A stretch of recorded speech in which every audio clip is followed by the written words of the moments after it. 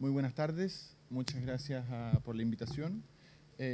La presentación de hoy es sobre un proyecto que está en desarrollo, sobre el impacto de las políticas de transparencia que se han implementado en Chile en los últimos 6 años sobre la gestión pública.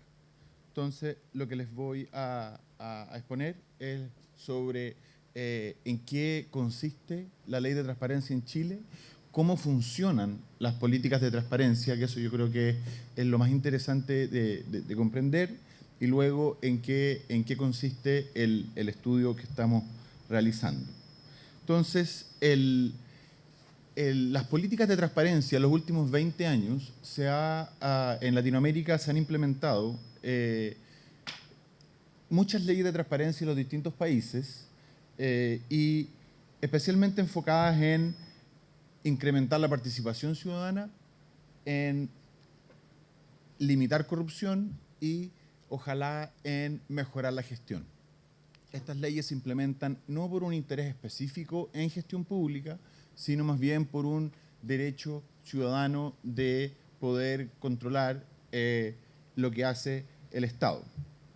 A nivel internacional existen muchas mediciones a nivel de países, por ejemplo el índice de percepción de la corrupción de Transparencia Internacional y otras mediciones que tiene el Banco Mundial, etcétera, pero no existen mediciones específicas sobre el impacto de la transparencia, de estas leyes de transparencia general, ya les voy a explicar el detalle, sobre la calidad de la gestión pública a nivel de instituciones en los países. Y en Chile, el año 2008 se aprobó la Ley de Transparencia, que crea el Consejo para la Transparencia y genera diferentes obligaciones para las instituciones del Estado, tanto central como municipal. Por tanto, el BID, que ha sido un actor muy relevante en la promoción de políticas de transparencia en Latinoamérica, como contaba la expositora anterior, apoya muchas iniciativas. Junto al Consejo para la Transparencia están interesados en, luego de 5 años de la implementación de la ley en Chile, de poder ver si es que ha tenido algún impacto. Entonces quiero entrar a explicar en qué consisten las políticas de transparencia para que podamos entender el contexto en que esto se realiza. Entonces, existen políticas que son de lo que se llama transparencia focalizada y políticas de transparencia general. En las políticas de transparencia focalizada existe un objetivo específico que se quiere lograr y, por lo tanto, existen mecanismos a través de los cuales se quiere lograr ese objetivo y unidades de análisis sobre las cuales vamos a ver si es que ese objetivo se cumple o no. Como explicábamos, en las políticas de transparencia general, en cambio, lo que existe es un derecho ciudadano a poder fiscalizar lo que hacen los funcionarios públicos y con la idea de que eso también va a limitar la corrupción, como por ejemplo todas las propuestas que hemos visto de la Comisión Engel en este momento. Muchas de ellas son en vistas a que podamos tener mayor acceso a lo que están haciendo los funcionarios públicos y así con la esperanza de que esto limite las posibilidades de corrupción. Pero no tienen un mecanismo del cambio definido, ¿ya? Entonces aquí viene el desafío que existe para poder medir el impacto de estas políticas. Entonces, para entrar directamente en a qué nos referimos con transparencia focalizada, y eso nos va a ayudar a entender luego hacia dónde van las políticas en Chile. Si es que pensemos, por ejemplo, como política de transparencia, la obligación de las empresas de publicar su información financiera. Si es que las empresas no estuvieran obligadas a publicar esa información, sería muy difícil tener un mercado financiero profundo en que uno pudiera comprar y vender acciones, digamos, o invertir en distintos proyectos, si es que está invirtiendo a ciegas. Bueno, eso es bastante lo que nosotros hacemos cuando nos compramos algún ítem de comida en un supermercado. Por eso se está discutiendo la ley de etiquetado actualmente, porque uno realmente compra un pan. Hay 20 tipos de panes en el supermercado y uno no sabe exactamente cuál te hace mejor, uno tiene un poco más de grasa, otro tiene un poco más de azúcar, pero es muy difícil para nosotros saber exactamente lo que estamos comprando. En el mercado financiero, en cambio, a estas alturas del nivel de desarrollo, está muy claro que empresas tienen distinta situación financiera y eso lleva a, y lo que está implícito detrás de eso es que si las empresas están obligadas a mostrar su información, van a tener un comportamiento mejor, en el sentido de que si las empresas tienen peor situación financiera, los consumidores o los inversionistas no van a invertir en esa empresa y eso va a motivar a la empresa a mejorar su performance. Entonces, en ese sentido, es que las políticas de transparencia focalizada se pueden resumir en este diagrama. La ley establece una información específica que debe publicar una institución. Eso se hace en términos de que existen percepciones y cálculos de los usuarios sobre la información, existe una respuesta o conducta de los usuarios en relación a esa información, es decir, el nuevo etiquetado de alimentos nos va a decir tal producto tiene mayor cantidad de grasas y por lo tanto te hace más mal que este otro producto. Lo que está detrás de eso, la idea que está detrás de eso es, si nosotros obligamos a la empresa a que publique esta información, el consumidor va a poder ver la diferencia que existe entre dos productos y va a tener una respuesta o conducta. Entonces ahí pasamos a la percepción de las entidades objetivo de la política. El consumidor va a empezar a comprar más del otro producto que el producto de mi empresa. Entonces yo voy a tener una respuesta conductual que va a hacer mejorar la calidad nutricional del producto y por lo tanto en la próxima vuelta, digamos, yo voy a poder publicar en mi producto que tiene una mejor calidad nutricional y por lo tanto voy a lograr captar a los consumidores. Entonces esa es la típica política focalizada en que existe un interés detrás, un objetivo en la política, que es la salud pública, evitar la obesidad, evitar la diabetes, etc. Y por lo tanto yo a través de información, que hoy día no tenemos, voy a lograr que el consumidor, o más tarde cuando hablemos del Estado, el ciudadano, tenga la capacidad de tomar una decisión informada y de ahí tener una conducta particular que va a modificar la conducta del informante, de la institución que está obligada a informar a presentar una información. Entonces, así, esa es la teoría que está detrás de las políticas de transparencia y esto nos va a servir para analizar las políticas de lobby, para analizar las políticas, por ejemplo, del semáforo de escuelas según el CIMSE de la BIN, o la que viene ahora del etiquetado de alimentos, o cualquier otra política que lo que hace es poner información frente a los ciudadanos, de manera que los ciudadanos opten por una conducta, hay un cambio de conducta, y eso lleva a un cambio de conducta en la unidad efectiva que uno quiere influenciar. Entonces, para eso, tenemos que, para diseñar esta política, se requiere identificar un objetivo de política preciso y identificar los incentivos, dinámicas, capacidades de los usuarios y entidades a cargo, ¿no es cierto? Definir el alcance, definir la estructura del vehículo de la información y definir los mecanismos que serán necesarios para monitorear.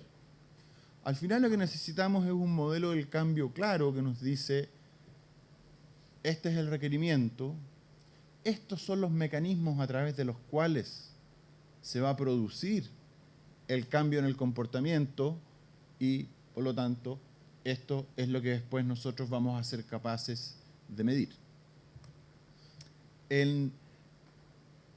Los factores claves que indica la literatura especializada, la investigación acumulada en políticas de transparencia focalizada, que hay larga experiencia en esto, es la congruencia entre los objetivos de la política y los objetivos del usuario. O sea, si es que el gobierno, por ejemplo, el regulador quiere disminuir la obesidad, generalmente el usuario también quiere hacer eso. En cambio, ocurre que existen políticas en que puede haber se publica información sobre un área que el usuario no valora. Por ejemplo, si es que se publica, si es que una empresa tiene ciertas conductas de contratación laboral, por ejemplo. Y estamos en una recesión, por decir algo, en que hay muy pocas oportunidades laborales, posiblemente la persona que está buscando un trabajo va a sopesar eso de una manera diferente.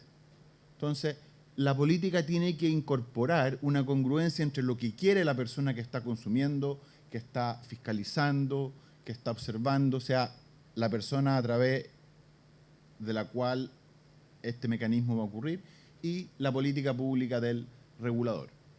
Y al mismo tiempo, y este es el punto central que va a determinar el éxito en general, es la complejidad de la información. Y esto los economistas políticos lo conocen muy bien, que cuando hay fuertes asimetrías de información, un actor puede, ¿no es cierto?, engañar al otro sin problema, porque el segundo no va a ser capaz de fiscalizar lo que está haciendo el primero. Entonces, cuando, por ejemplo, se entrega la información que tienen los etiquetados de alimento hoy, donde la letra es minúscula, uno no sabe de nutrición, por lo tanto no puede interpretar bien si es que las grasas trans o el sodio o qué es lo que ocurre con esto. Entonces uno mira la etiqueta. ¿Han visto la etiqueta en el Super 8? La negrita es una cosa imposible de leer. Entonces, esa información, el usuario no tiene la capacidad de procesar, entender y tener el cambio de conducta que busca precisamente esa política. Entonces, eso ocurre, por ejemplo, en los requerimientos de información que hay hoy día en las AFP, donde tenemos 5 fondos y la gente es capaz de entender más o menos la diferencia entre los fondos. Pero tenemos un problema, por ejemplo, en las ISAPRE, donde hay cientos de planes y la verdad que para poder entender cuál es el plan más adecuado, por qué me están cobrando un poco más, la información realmente es ininteligible.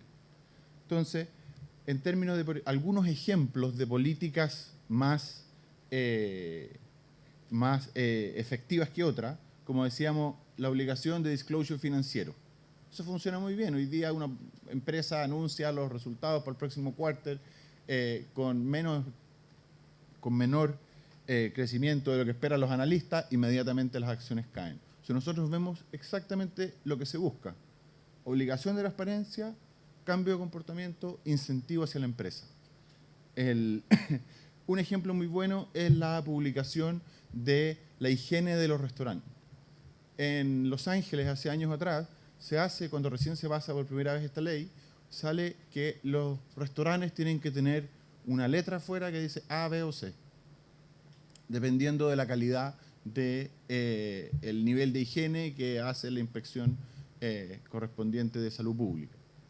E inmediatamente se ve que los restaurantes que tienen letra C la gente no entra y generan una mejoría que anteriormente en una relación directa entre la autoridad y el restaurante no había sido posible de generar.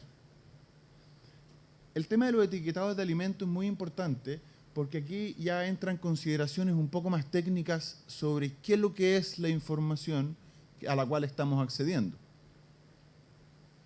O si queremos entrar, por ejemplo, cuando se generan las obligaciones de información que tiene el Ministerio de Hacienda, la Dirección de Presupuestos, frente a los parlamentarios en el Congreso. Entonces viene el proceso de presupuesto y llegan las personas del Ministerio, de la Dirección de Presupuesto, con cajas y cajas de materiales para que los diputados puedan tener toda la información posible frente a ellos y poder analizar el proceso de presupuesto. Bueno, la cantidad de información también puede hacer algo ininteligible. Entonces ocurre que estas leyes de transparencia en el Estado inicialmente empiezan a generar una información, lo que parece muy atractivo, por lo que pasa también con los indicadores, y al final, cuando existe tal nivel de información, viene una segunda generación de leyes de transparencia, que es transformar esta información en inteligible para los ciudadanos, de manera que los ciudadanos puedan efectivamente cumplir el rol que tienen las políticas de transparencia, que es ver la información y cambiar su comportamiento. Entonces, y políticas, por ejemplo, como los semáforos. Ahí, ¿cuál era el objetivo de la política?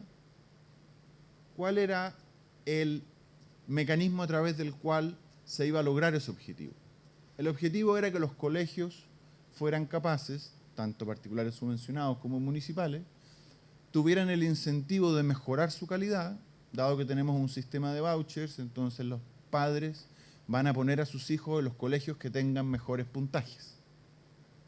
Pero el objetivo no es tener mejores puntajes, el objetivo es que los colegios sean mejores, ¿no es cierto? O que alcancen mejores puntajes dada la calidad que tiene el establecimiento. Sin embargo, como sabemos que los resultados del CIMSE están fuertemente correlacionados con el nivel de capital social, de vulnerabilidad de sus estudiantes, ocurre que el colegio no tiene la capacidad de modificar directamente la calidad que está entregando, dada el tipo de alumnado que tiene.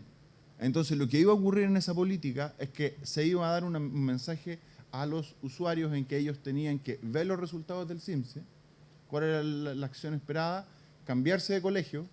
Entonces ocurre que todos los colegios que tienen una alta concentración de estudiantes de bajo capital social, de alta vulnerabilidad, es decir, muy correlacionado con el nivel socioeconómico, iban a quedar desiertos. Entonces lo que se está logrando es que hay un cambio en el comportamiento, pero que no te lleva al objetivo original de la política, que es mejorar la performance del colegio. Entonces, cuando estamos hablando, por ejemplo, ¿qué es lo que va a pasar con la ley de lobby? La ley de lobby que se hizo en el gobierno anterior y que luego se terminó por aprobar y pasar el reglamento el año pasado y acaba de entrar en vigencia, genera un registro público de audiencias. Entonces, ¿cuál es el modelo que está detrás de eso? Lo que se está pensando es, si es que nosotros sabemos con quién se juntan los parlamentarios, y yo veo que un parlamentario ha tenido 50 reuniones en el año con una empresa, por ejemplo, pesquera, como está ahora de moda en las noticias, y después nosotros vemos que esa persona vota exactamente como las empresas quieren, entonces el ciudadano va a tener acceso a la información, va a tener un cambio de conducta en cuanto que no va a volver a votar por el parlamentario, y como el parlamentario sabe eso, va a cambiar su conducta y va a ser más probo. ¿No es cierto? Entonces la pregunta que hay que hacerse es, ¿esto realmente va a generar este cambio? Dado que uno puede ver cuáles son las reuniones, eso va a... O tal vez, por ejemplo, si es que no están las reuniones telefónicas o las conversaciones telefónicas como parte de la obligación, lo que nosotros vamos a ver es otra cosa, que el cambio de comportamiento que genera el actor, en vez de no ser susceptible al lobby, es que transforma todas sus reuniones en conversaciones telefónicas. O sea, eso está por verse, pero lo interesante es que nosotros podamos analizar las políticas públicas de transparencia en ese objetivo. Y aquí una cosa que es importante es, cuando estamos hablando ahora ya de transparencia general, en términos de la ley de transparencia que existe en el Estado, las políticas de transparencia que se aplican en Chile, ¿quién es el sujeto de la transparencia? ¿El ciudadano? ¿Quién es el ciudadano? Esto no es una pregunta capciosa, sino que, por ejemplo, si pasamos a la ley de transparencia propiamente tal, para tener un poco más de información, la ley de transparencia exige tanto transparencia activa como transparencia pasiva. Transparencia activa, me imagino que ustedes han entrado a la página de las distintas instituciones públicas que tiene generalmente ese look, ese es el portal que promueve el Consejo, aunque no es obligación por ley que todos estén en ese portal, por lo tanto hay algunas que tienen otro formato, pero la importancia es que esté esa información. Entonces, no sé si es necesario que entremos en detalle a ver eso, me imagino que todos han entrado y han visto, pero lo que hay ahí son información, aspectos generales, actos y decisiones del organismo, personal y remuneraciones, eso por ejemplo es algo que tiene muchas visitas, compras y licitaciones, subsidios, transferencias, relaciones, perdón, usabilidad. Usabilidad, por último, no es algo normativo que lo tenga la ley, pero sí es algo clave en el sentido de que si todo esto está en una letra ininteligible, o si es que todo esto está metido en la 7ª página del sitio web de la institución, bueno, no va a cumplir su rol. Entonces eso también el Consejo para la Transparencia lo exige. Pero lo que quiero llegar con esto es que el sujeto de la transparencia somos todos los ciudadanos. Pero en este caso la interpretación no es tan lineal porque, por ejemplo, lo más probable es que de los 17 millones de chilenos o los 12 millones de adultos no van a estar interesados en estar metiéndose a ver cuáles son los funcionarios honorarios o a contrata que hay en todas las instituciones del Estado. Pero sí per Chile sí. El Clínic, el Mostrador, el Mercurio, ¿qué pasa? Las universidades, las organizaciones que estaba, la presentadora anterior estaba planteando que ellos tienen unas iniciativas de transparencia, de Open Data, etcétera. Entonces, nosotros vemos que Ciudadano Inteligente ha sido muy activo en los últimos escándalos de corrupción, porque lo que estamos viendo es que, si bien no todos los ciudadanos tienen este cambio de comportamiento, al estar la información disponible, los intermediarios de los ciudadanos, se podría decir, las organizaciones intermedias, los académicos, las ONG, están fiscalizando, y eso produce un cambio en los funcionarios públicos de que se sienten fiscalizados. Un poco como la idea del panóptico, en que donde esa cárcel diseñada en círculo donde todos los presos no saben si los están mirando o no, pero el guarda tiene acceso directo a mirarlos a todos simultáneamente. Entonces eso produce que, como uno siente que lo pueden estar mirando, cambia su comportamiento. Y eso, bueno, es precisamente lo que queremos medir en este estudio, pero esos son el tipo de hipótesis que se están barajando, dado que no existe un modelo del cambio específico. Si no existe una cosa específica, lo que queremos saber es cómo puede relacionarse estas políticas de transparencia con el cambio en la manera de actuar de los funcionarios públicos y, por lo tanto, en la gestión pública. La segunda pata de la ley de transparencia es lo que se llama el derecho a información pública. Y esto tiene que ver con la capacidad que tiene uno de hacer solicitudes de información. O sea, para que yo pueda pedir una información, de partida la información tiene que existir. Tiene que haber una persona que reciba esa información, tiene que haber un proceso dentro de la institución para que se gestione esa petición, tiene que haber un procedimiento de apelación si es que me deniegan la información, etc. Entonces la ley lo que hace es generar, por un lado, información de transparencia activa, o sea, todas las instituciones tienen que publicar un mínimo de información. Ese mínimo probablemente no es la gran información importante donde se puede generar la corrupción. Claramente, si uno puede ver la contrata, los sueldos, los honorarios, etcétera, ahí ya hay un ámbito importante que se limita. Pero lo otro va a estar en pedir la información. Entonces, es muy importante que exista una capacidad dentro de las instituciones en estos 5 módulos de presentación y recepción de la información. Si ustedes se meten a las páginas web de las instituciones, dice derecho a información, y uno cliquea ahí y sale el procedimiento para poder pedir la información que uno quiera. Análisis formal de búsqueda de información, resolución, cumplimiento, expediente y registro. Entonces, por ejemplo, aquí las principales hipótesis que hay que se relacionan con mejoría de la gestión tienen que ver con expediente y registro, en cuanto a que muchas instituciones antes no tenían información sistematizada de manera que otros funcionarios públicos las pudieran acceder, sino que el tipo que llevaba 20 años en la institución tenía la información en un cuaderno, entonces él manejaba la cosa. Y eso impedía, por ejemplo, una mejor coordinación horizontal entre instituciones. Uno de los resultados informales que se tienen hasta el momento son que un público importante que pide información a través de la ley de acceso a información son funcionarios públicos de una repartición que le piden a otra repartición. Entonces, eso empieza, y eso son cosas que queremos medir en este estudio, a generar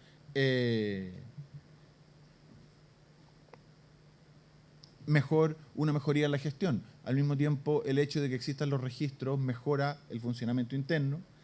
También existe la posibilidad de que la mejoría de la gestión se produzca a través de un cambio cultural. O sea, si es que las instituciones tienen esta sensación presente, permanente, de que están siendo observados por los ciudadanos, tienen esto de que tienen que tener la información disponible, que si les piden tienen que responder con la información. Bueno, también eso se espera que tenga un efecto sobre el comportamiento, sobre la cultura organizacional, de manera que las instituciones, los funcionarios públicos sientan que su jefe no es el encargado directo en su institución, sino que es realmente el ciudadano. En ese contexto, el Consejo para la Transparencia a nivel municipal se dio cuenta que había mucha dificultad en los municipios para avanzar en implementar esta ley. Entonces, si uno veía las organizaciones centrales del Estado, especialmente las que tienen mayor nivel de recursos y capital humano, no tenía ningún problema. En cambio, una municipalidad podía tener mayor dificultad. Entonces, se genera lo que el Consejo llama el modelo para la gestión de la transparencia municipal, que se trata de apoyar al municipio en generar estos distintos procedimientos, de manera que haya hayan canales formales para recibir la información, hay un compromiso institucional en términos de capacitación, en términos de una orgánica que funcione, de procesos, de herramientas de gestión. Entonces, al final, lo que está haciendo el Consejo para la Transparencia es generar con esto terminamos, una asesoría, o sea, un modelo de gestión que capacita a los municipios para desarrollar, para poder implementar todas estas políticas.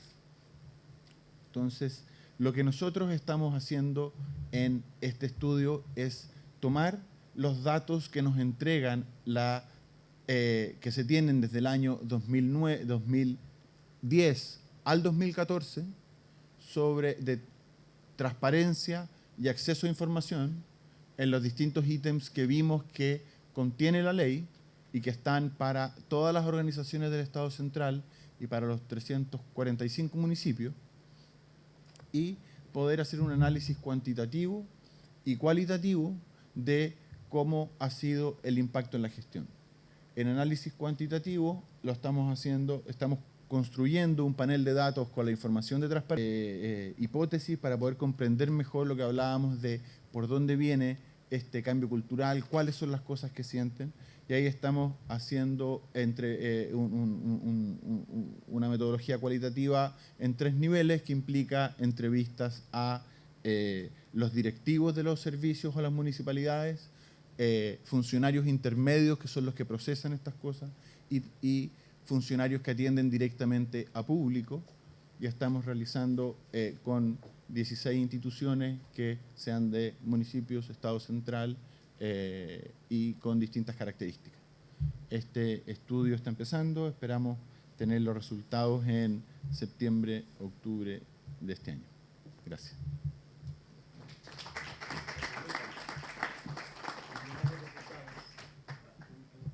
¿Perdón?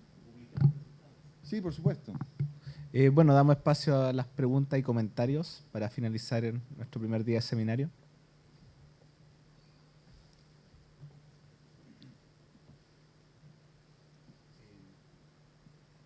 ¿Aló? Ya. Pregunta concreta. El tema, como bien tú decías, este tema de transparencia lo que busca de una forma es tener una respuesta a un cambio conductual, Claro. ¿verdad? A un grupo usuario, ¿ya? Porque pueden ser los ciudadanos, pueden ser las instituciones públicas, que uno también, porque hay una relación, como bien tú decías, de solicitar información como de manera interinstitucional. Al respecto, cuando nosotros hablamos de esperar ese cambio conductual, presume que las instituciones tienen la capacidad o la voluntad para querer cambiar.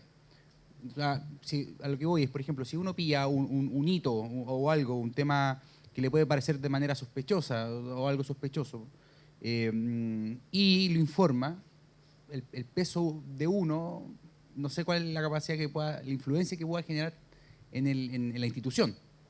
O sea, pero si tú pillas una boleta de alguien a Soquimicho hoy día, una boleta de un funcionario y te acercas a la revista que pasa o al mostrador, eso genera inmediatamente un Ya. efecto en la institución. Perfecto, pero ahí estamos hablando como del tema más de probidad, pero, o más allá de tema de probidad, tema ya derechamente de corrupción, pero, o comportamiento no probo. Pero cuando hablamos de oportunidades, por ejemplo, Sí. cuando yo pillo que, mira, sabes que esto se podría haber hecho mejor, Sí. que esta, o que de repente me da la sospecha de que, no sé, alguna licitación pudo haberse hecho mejor, Ah, bueno, ya te como no ir comprendí. al problema, sino que aprovechar la oportunidad.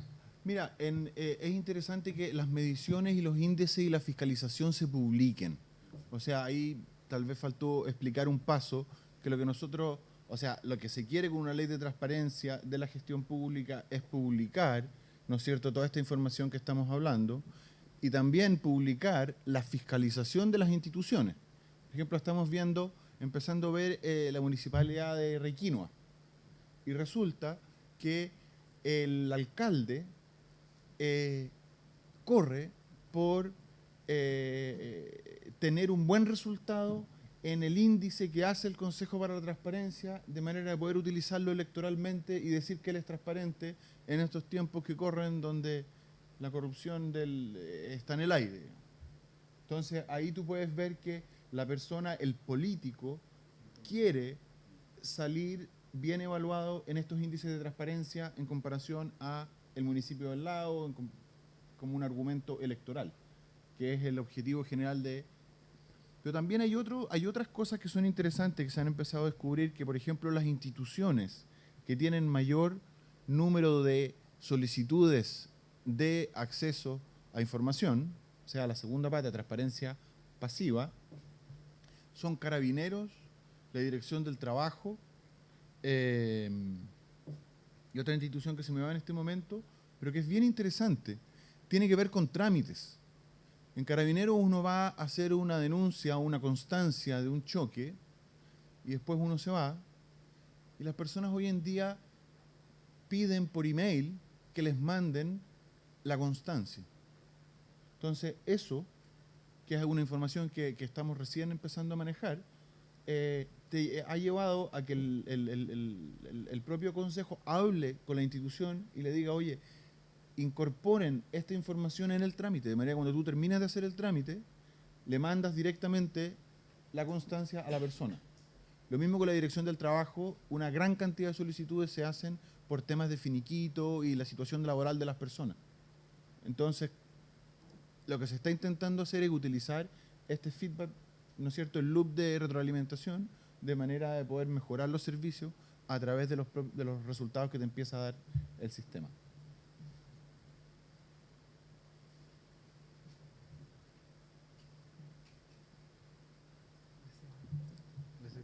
Bueno, muchísimas gracias.